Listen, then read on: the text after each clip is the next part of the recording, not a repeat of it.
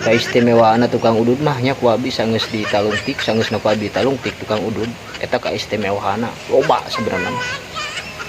Kahiji tukang udud bakal disalametkeun tina siksa kubur.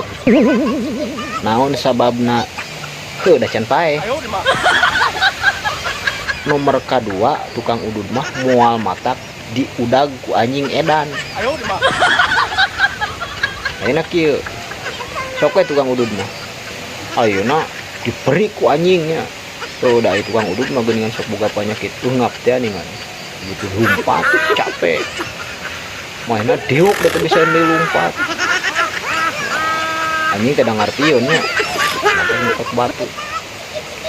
Si anjing mah teh mabar deui balik deui lumpat deui. Udah sieuna di sana teh di baledog teh geuning. Nomor 3 tah.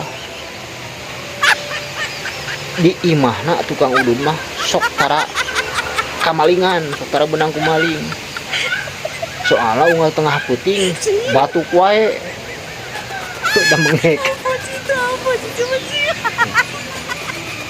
Jeung sajabana eta